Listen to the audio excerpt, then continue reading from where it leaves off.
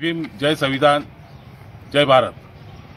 मी प्रकाश सरदार, Ambedkar voice media forum केंद्रीय सचिव।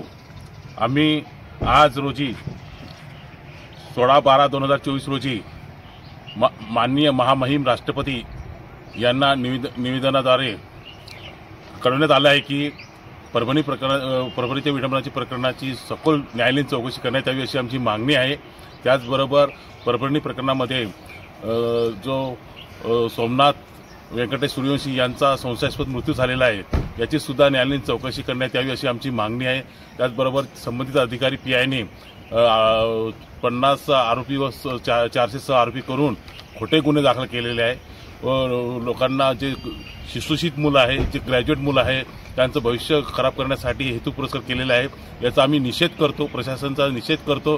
जे बी याच्या मागे काहीतरी षडयंत्र असेल, राजकारण असेल, याची चौकशी करून संबंधित लोकांवर, तो नेता असेल, संघटना असेल, यांच्यावर कठोर कारवाई करावी व ज्याने विटंबना केली त्याच्यावर देशद्रोहाचा गुन्हा दाखल करावा व ज्यांनी त्यांना मदत केली त्यांना आरोपी करून त्यांना सुद्धा देशद्रोहाचा गुन्हा दाखल करून न्यायालयीन चौकशी करून त्याच्यावर कारवाई करावी अशी आमची आंबेडकर व्हॉइस मीडिया फोरमच्या माध्यमातून संपूर्ण महाराष्ट्रातून मागणी आहे। जय भीम, जय संविधान। घुसून कॉपिंग ऑपरेशन जबरदस्ती करण्यात आलं, त्याची आवश्यकता नव्हती, त्याचा आम्ही निषेध करतो। तिसरी म्हणजे आंबेडकर समाजावर नुकसानीचा ठपका ठेवण्यासाठी पोलिसांनी स्वतः त्यांची गाड्यांची मोडतोड केली, त्याची व्हिडिओ आहे आमच्याकडे। डिपार्टमेंटच्या लोकांनी स्वतः गाड्या फोडलेल्या आहेत आणि आंबेडकरी समाजावर त्याचं आगे लावून त्याच्यावर पुढे दाखल केलेली आहे। आणि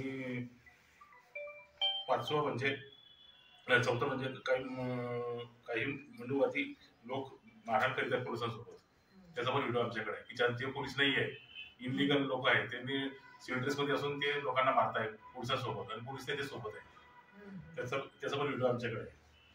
आणि विटंबना करणाऱ्या पोलिसांबरोबर सामील झालेल्या मनुवादी लोक ज्याच्यावर कारवाई करण्यात यावी, तो जी व्यक्ती होती तो आता तिथं नाही आहे, तिथं पण तक्रार दाखल केली।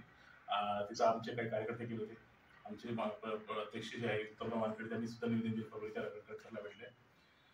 आणि सहावं आमचं म्हणणं आहे की जो सोमनाथ सूर्यवंशी यांचा न्यायालयीन कोठडीमध्ये मृत्यू झाला त्याची इन कॅमेरा मृत्यू अहवाल तयार करायचा आणि संबंधित जे अधिकारी जे बी असतील ज्यांच्यामुळे घटना घडली त्यांच्यावर 302 प्रमाणे खुनाचा गुन्हा दाखल करून त्यांच्या कारवाई करण्यात येईल।